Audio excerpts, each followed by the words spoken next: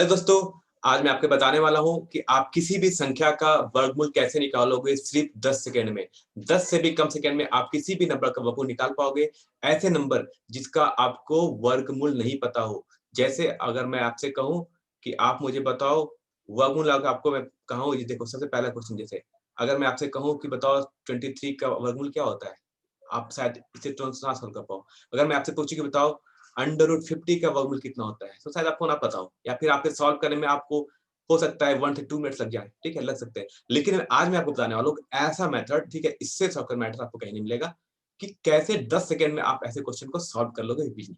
Okay, तो चलो, मेरा नाम है अभिजीत सिंह और आप देख रहे हैं हमारा यूट्यूब चैनल मैथएक्स, और आज मैं आपको बताने वाला हूँ कि किसी भी नंबर का वर्गमूल कैसे निकालोगे। तो देखो, इसका सबसे बेसिक फंडा क्या है मैं बताता हूँ। देखो, किसी भी नंबर का अगर हमें वर्गमूल निकालना है, जैसे मान लो कोई नंबर x है जिसका हमें वर्गमूल निकालना है, तो इसका फॉर्मूला क्या होगा।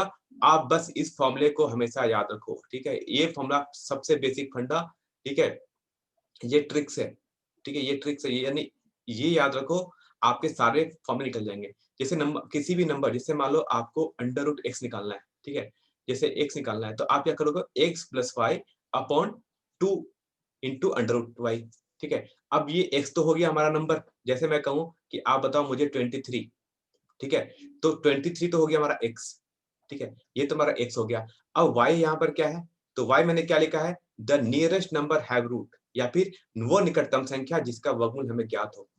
तो देखो, तो यहाँ पर y क्या होगा, y होगा हमारा वो नंबर जिसका वर्गमूल हमें ज्ञात है। 23 के आसपास कौन सा नंबर है, देखो 23 के आप आओगे तो एक 16 है जिसका हमें वर्गमूल पता है 4 होता है, ठीक है, और एक पता है 25 जिसका वर्गमूल 5 होता है।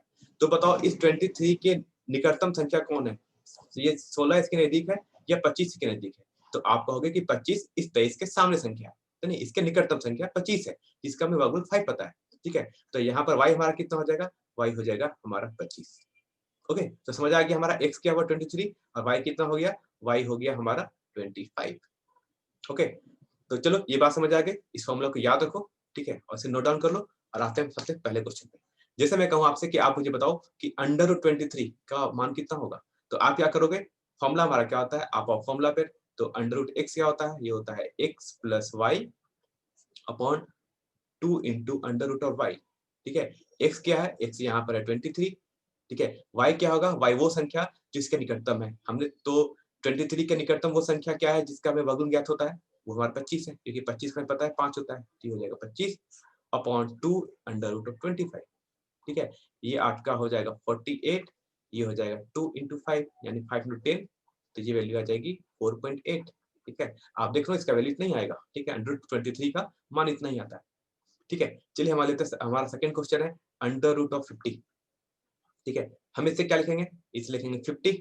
अब देखो 50 के सामने कौन सा संख्या है जिसका हमें वर्गमूल ज्ञात है, तो एक 50 के अगर आप पहले आओ तो एक हमें मिलता है 49 जिसका वर्गमूल हमें 7 पता है, ठीक है, और एक में क्या पता है, यानी एक 50 से आगे आप जाओगे नंबर तो आपको मिलेगा एक 64, ठीक है, इसका वर्गमूल हमें 8 पता है। तो बताओ इस 50 के निकटतम संख्या कौन सा है, इस 50 के निकटतम संख्या कौन है हमारा 49।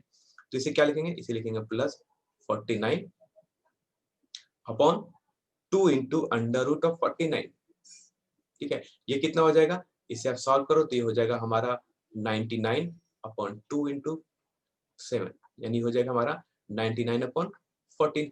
अगर आपको कैलकुलेशन फास्ट है तो आप इसे इजी सॉल्व कराओ कि इसकी वैल्यू 7.07 है, ठीक है, आप इसे सॉल्व करोगे तो यहाँ तक आ गया। अब मैं बात करता हूँ कि आप मुझे बताओ 98 का रूट क्या होगा, ठीक है, √98 हमें फाइंड आउट करना है। तो इसे हम क्या करेंगे, इससे लिखते हैं 98, ठीक है। अब 98 के आसपास कौन सा नंबर है जिसका हमें वर्गमूल पता है, तो 98 के पहले का आता है आपका 81, ठीक है, हमें पता है 81 एक नंबर है, और हमें एक और नंबर पता है हमें 100 है, ठीक है। 81 का 9 होता है और 100 का 10 होता है। तो इस 98 के करीब कौन सा संख्या है, 98 के करीब संख्या हमारा 100 है।